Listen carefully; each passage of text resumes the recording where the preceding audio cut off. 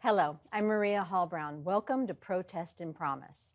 Well, obviously, climate change is a huge concern, but here locally in Southern California, we also have to worry about wildfires, droughts, and even sadly, the gray whales off our coast are dying. But what are we doing about it locally, and how does it impact the youth and the citizenry of Los Angeles? Well, I'm delighted today to be joined by one of our council members, in fact, our newest council member, Nithya Raman from District 4. Wonderful to have you here today. Thank you so much for having me. Yeah. And we have a great group of young people who want to have their voices heard. I'm delighted to welcome back Camerie. Hi, Camerie. We have a new participant today, Jose. Hello, Jose. Josh. Hi, Josh. Nice to see Elena back. Of course, Devin, Bridget, and Evan. Good to see you. All right. Well, I know that environment is very important to you. I mean, you're an urban planner. You have a lot of really strong concerns about your constituency and what their lifestyle is like and just the health and well-being of the community. So when it comes to environment, where do you really focus your attention? Well, in the past few months, we've done a few different kinds of things in my office. First of all, I think we are at this moment where there is a new sense of urgency around the climate crisis driven by the IPCC report findings that came out just recently. And this feeling that, I think Los Angeles, Southern California, our country, the world has no time to waste to take action. And in our own office, we've done two kinds of things since I've been there. One has been to really think about how do we as a district take action to make ourselves more resilient to climate change and to kind of the impacts that we are facing in Los Angeles. And in my district, which covers a big part of the Hollywood Hills, it's because it's really about fire risk.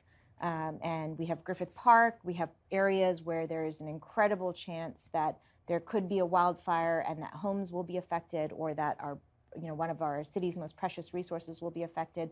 And much of the work in our office has gone towards trying to inform people about the risks of fire and how they can protect their homes through brush clearance and other methods, and to keep themselves safe through things like LAFD alerts and wildfire notification, so that in case there is an emergency that they'll be able to evacuate and prepare in time. Mm-hmm. And so these are things that I think under a few years ago wouldn't be at the top of our agenda in our district, but now that fire risk is so real, so present everywhere in California, has really become a priority for a district, especially one like mine that has so many areas that are high fire risk.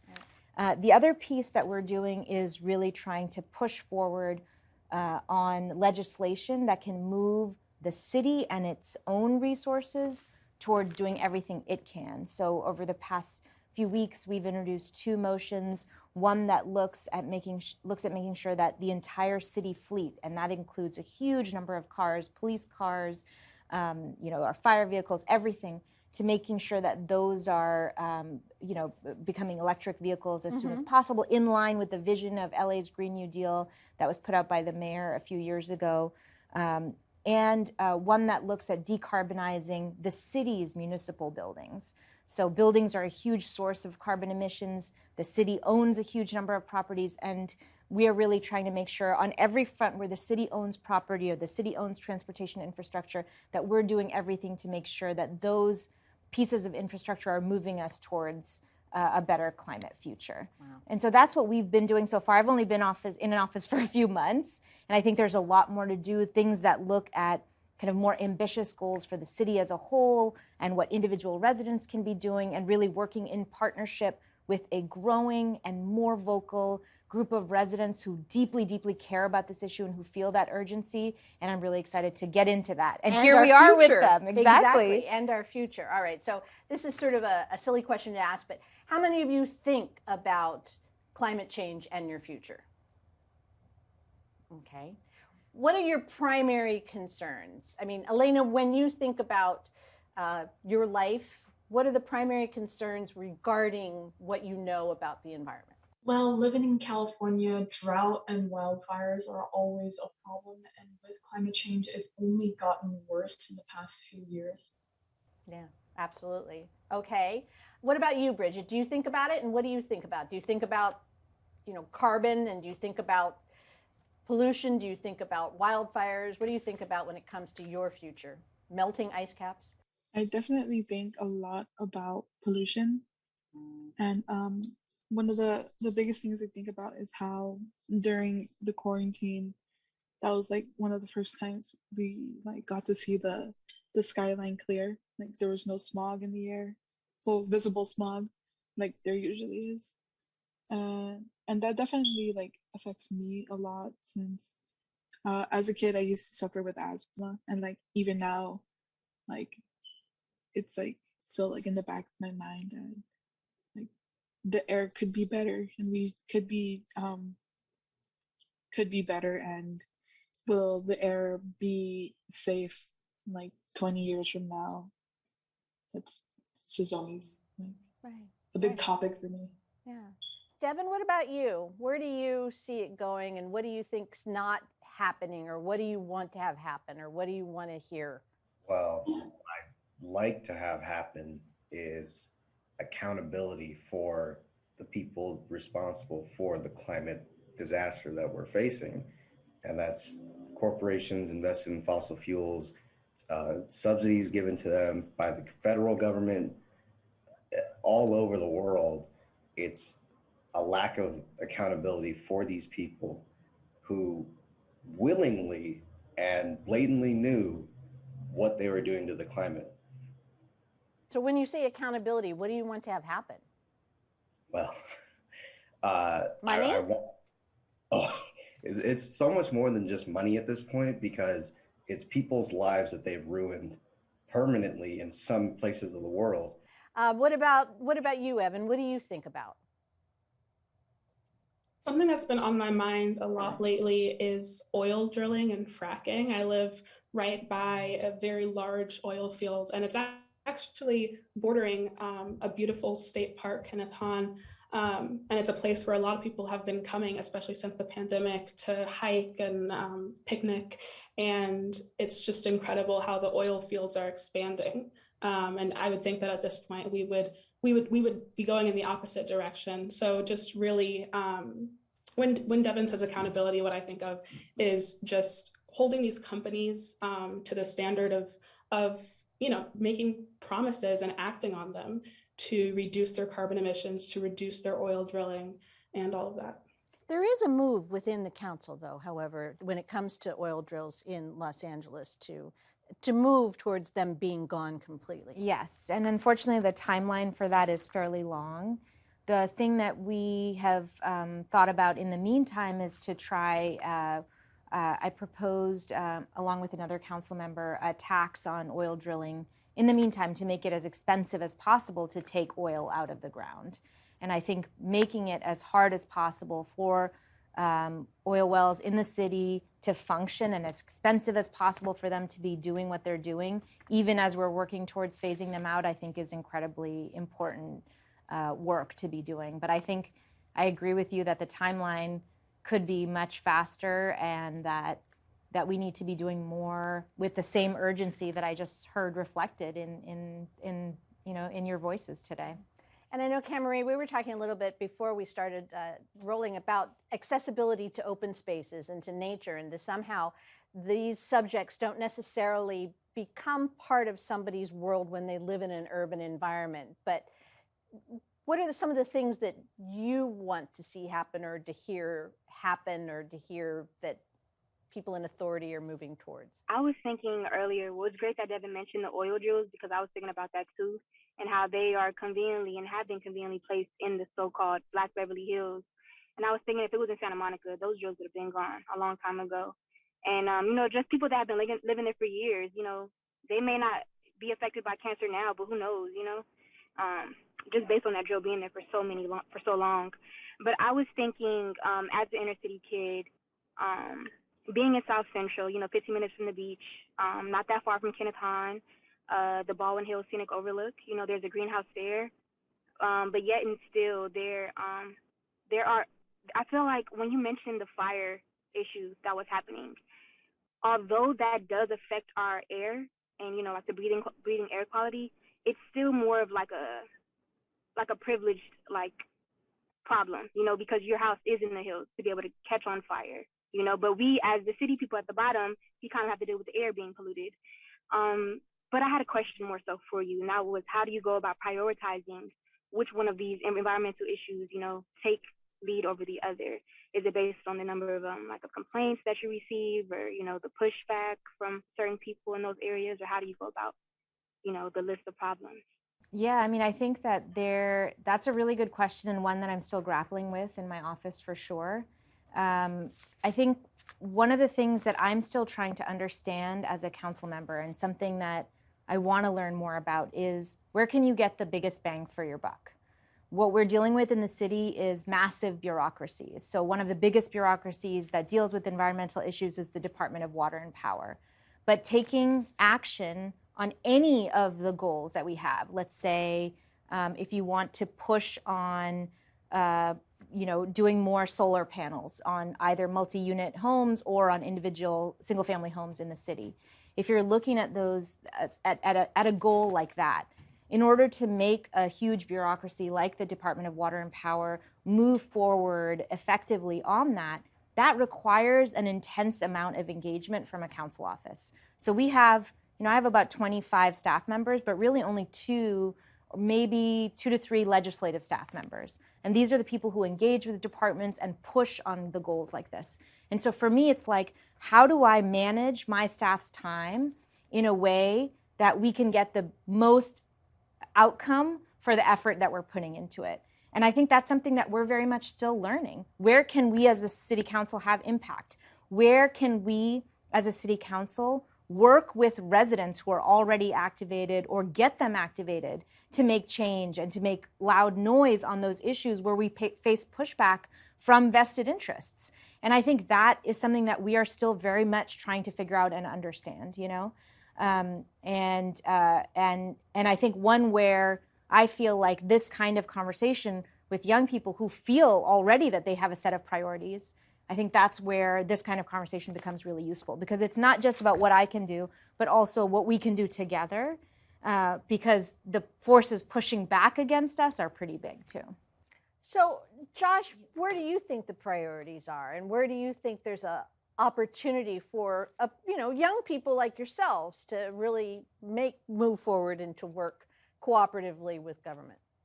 No matter all the cool programs that this or that department might be working on, there's just a lot of mistrust and bad history between different people and different parts of the government. And I feel like I don't want to tell people that those things weren't real and really messed up their neighborhood or whatever happened, but I want to tell them that we need to work together with the government and push them on X, Y, Z, because it's all hands on deck. We don't have that much time. So I feel like I want to be a connector, listen to people and bring them into conversation with the governments that may have not been the best them in the past, but that they got to work with now. Right. And Jose, where do you find the urgency? Where's your urgency? When it comes to climate change, of course, I think about things like the rising sea level. I think about food scarcity, the climate refugees that already exist. And I kind of have a question as well. Sure. I do think that the individual should be as involved, but I also think that it's a top-bottom approach. What do you think about requiring a climate curriculum in public schools?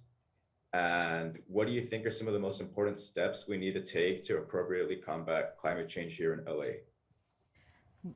Yeah, the first idea is really great. I think adopting a climate curriculum is a great idea. A couple of days ago, I was actually at a press conference that was advocating for state funding to be provided to museums and cultural institutions in California to support efforts around educating people around climate change.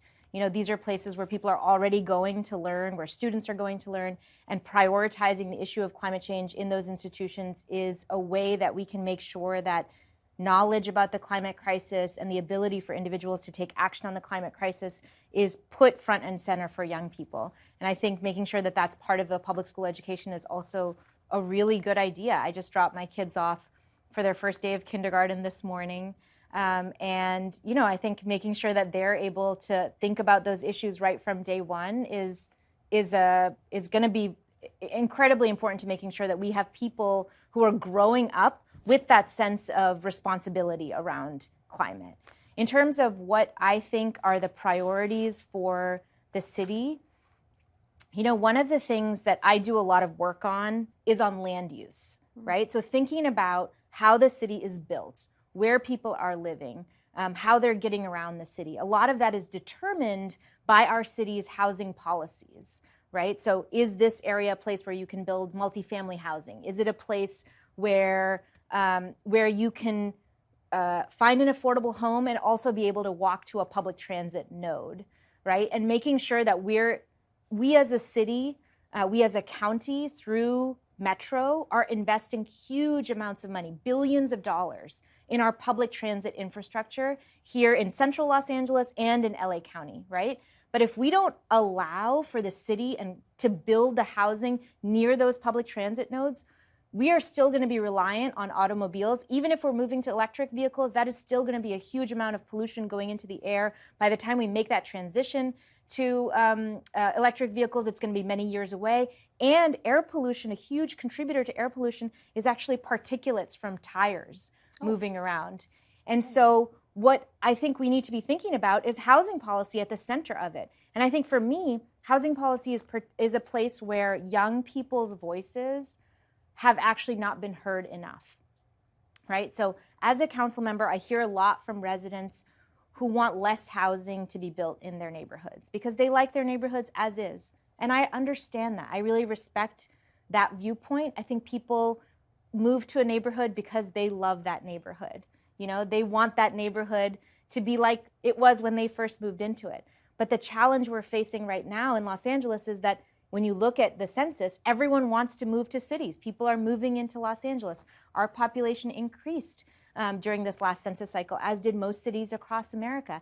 And when that's the case, we need to be able to build housing that can allow people to live near transit and that doesn't force them to get into their car and drive an hour and a half to go to work every day. You know, and where we build that housing, that's a conversation that we absolutely need to have. So, you know, this is a question that I have for all of you because as young people, this is not a conversation that I hear your voices on a lot. So I want to hear from you. Do you think about housing? Do you think about where housing is located? Do you think about housing insecurity? Is that something that you think about in connection to climate issues? I would love to hear from you on that. Devin, do you think about housing insecurity? Do you think about, you know, the cost of living and where you can live and how that affects the environment and or your future and where you can be and what you can do? Yeah, most certainly, because housing is an extremely unaffordable luxury at this point for younger people, because I'm starting my first year of college, and if I didn't have the family that I have or the opportunities that I have, there is no way I'd be able to afford a house anytime soon after college. It's not a realistic goal for many people, and I think that is a fault of the system that we currently employ in local government, city government, state government, federal government. All around, housing is an issue, and there's a lot more factors than just climate, but yeah, it is definitely on my mind. What about you, Bridget? Do you think about housing insecurity? I definitely think about housing insecurity.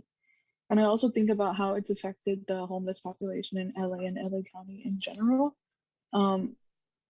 It's a big issue to have so many people and so many privileged people complain about the homeless panhandler in the corner. You know, that's a privilege. to have that complaint. It's a privilege to complain about low income housing being constructed around the corner. Like, that is such a first world problem to me. Like, it's kind of angering in a way because most of these people are part of gentrification, and I feel like that's like such a big issue here because like you're pushing out residents that have been in California for generations, and that generational trauma in turn like makes people distrust the system, which I feel like is far more of an issue that a lot of people don't talk about. So when young people don't use their voices, it's because they think that their voice is unimportant. Like, I can't afford housing anyway, so why am I going to start this conversation?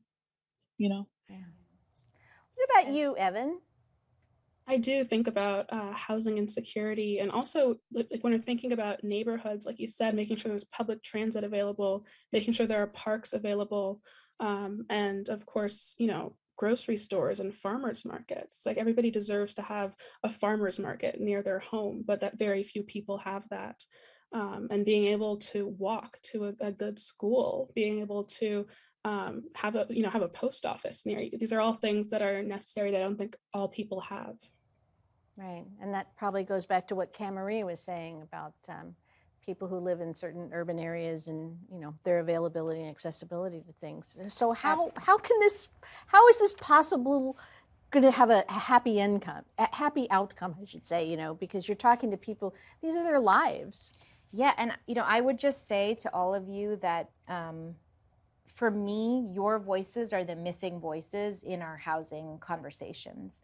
And for me as a city council person in the city of Los Angeles, where land use issues are one of the biggest powers that I have, one of the biggest levers for change that I have in my work, I want to hear from you.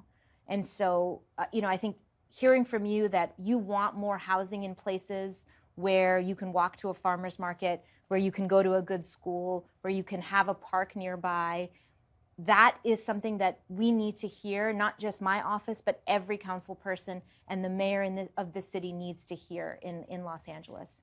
Making sure that your voices are central in those debates, I think it is absolutely the missing voice in our current discussions around housing.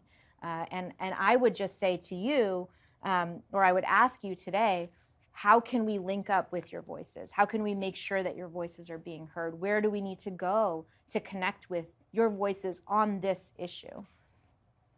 And does everyone know how they can connect with any of your council members? Has that been clearly identified? Do you feel as if you have the power and the privilege to be able to reach out to people in government and or if we should be coming to you, where should we come? You know, what are the organizations that are organizing youth already that we should be coming to and asking for your input on these issues?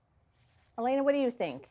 Do you feel like you have the power to reach out, or where should they be coming and if they needed to reach out to you? Personally, in my schools, I think that we have a lot of connections to local government and local government leaders who are involved in climate change specifically, because we have a lot of youth movements, but I know that a lot of other schools don't have that. So I think that establishing a lot of these organizations in school would be very helpful. Jose, what about you? I might recommend maybe digitizing it because, to be honest, I don't really know where I would go and get reached out to other than that. But I feel like an email sent to me, I probably would not ignore it if it was sent by like an official email. Oh, interesting. Yeah, so collecting email addresses. Because Jose mentioned the question about curriculum in terms of climate change and, all of the rolling down the mountain things that happen from climate change, housing insecurity, accessibility to resources and nature, et cetera. How many of you had any kind of environmental education in your curriculum growing up? How many of you even heard this stuff besides the national park system? Devin? Yes, I took an AP environmental science class, and it's changed my whole life, learning just how terrible the world is right now. But I think to go back to where they can reach out, schools. I think going to schools face-to-face with classes, kind of getting people's opinions in environmental classes, especially because there's a lot of smart young people there that are being taught what they need to know for the future. But yeah, AP Environmental Science it's a life-changing experience to learn what the climate is, what climate change, global warming, what any of that means, but then also learning how to recognize why it's happening and what is affecting our climate and what can be done. Interesting. Camry, what about you? Would you reach out, or would you be receptive if someone reached out to you?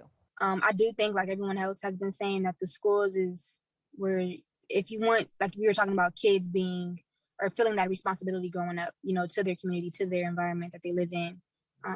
That's like the perfect spot, because at my high school, Dorsey High School, in South Los Angeles, we had a Baldwin Hills greenhouse program, and it was kind of like an internship. They paid some of the students like a stipend to kind of get us, basically just to educate us on the environment that we lived in LA, on birds and plants, how to garden. And although it's not something that I wanted to go into further on, it still was exciting to learn about my community, you know, and go on these field trips and have people educate me on this type of material. Yeah. What about you, Josh? How would you feel? I think a thing that comes to my mind is that, well, I appreciate you bringing up that, like, that's maybe an issue where there hasn't been as much youth voices in the conversation. And I think, to me, the like, that could go for, like, honestly all issues. Like, and I think that honestly comes down to, like, priorities. Like, where do you put your budget for, like, your staff or something? Like, I would love to see, like, youth liaisons or something. Like, I just feel like youth voices, like, it can't just be up to, like, kids to make sure that we're having our voices in the conversation. Like, I think that's the responsibility of all local government. But I would be happy whoever reached out to me to chat. Sure. All right. So I love that idea of I love youth that. liaisons. Exactly. I know. I feel like I should have already thought of that. Well, you can say you did, and Josh will understand. Okay, so let's just kind of go around because we don't have a lot of time. But if you wanted to offer Councilmember Raman something optimistic or positive or advice or something, what would you suggest to her? Because this is your moment. So I'm going to start with Bridget. I think taking advantage of definitely digitizing the movement. I feel like most kids and young people are addicted to their phones, but that also comes with a price. There's a lot of like misinformation out there. So I think just trying to connect or trying to make that connection is like a big step. And plus, I think the schools is definitely like an untapped resource. Yeah. Evan? I would suggest definitely working with schools or community-based organizations, and really just having a cohort, a group of young people that can give you feedback along the way regularly. I love that word, cohort. All right, Elena? I think that educating people, young people, people of all ages is incredibly important. Yeah. All right. Camry? Yes, I would definitely say keep your ear to the streets. And what I mean by that is just having like an open ears, open perspective to issues that may not, you know, always arrive at your desk, you know. Okay. Josh? Yeah, adding on to what you just said, Camry, like, you know, there's only so much time in a day, but the more that you make yourself open to getting people involved, no matter if it's at school or outside the grocery store, like, there's so many people who are ready to do something, and they just need to be asked. Tapped in. Yeah. All right, Jose. Yeah, I just agree with them about getting more people involved and connected. Maybe just consistent contact, stuff like that. I think that'd be a great idea. Okay. And Devin, did I ask you? Oh, then it's Devin, your last word. Run for mayor because and tax the rich. Run for mayor. All right. I feel like I should be asking Devin to run for mayor. Exactly. All right. Well, this is your opportunity to offer some encouragement, words of wisdom, or even, you know, just, you know, some hope for their future. Oh my goodness. I just wanted to say that I feel very grateful to have been in this conversation with all of you. I think COVID has made it really hard especially in the first part of when I was in office. I came in during the biggest part of the surge to have these kinds of conversations, because I do think that the more that we're able to engage, the more that we're able to create an agenda, a shared agenda that we can all work towards together. There is no way, given the obstacles that we face in taking action on environmental issues, and the reason why we're in this situation is because of those obstacles, and those obstacles are corporations, they're money, they're people in power who want to keep their power intact. Unless we have a movement, unless we have that shared alliance, there's no way we're going to be able to overcome that. And so for me, this kind of conversation is so important. And I know, like, going to schools, making those kinds of connections, creating a youth liaison in our office, I think that these are such incredibly important pieces of advice, and I'm really excited to take those and incorporate them into my work and to hopefully stay in conversation with all of you. And you notice she took a lot of notes. I so did. that's I really took good.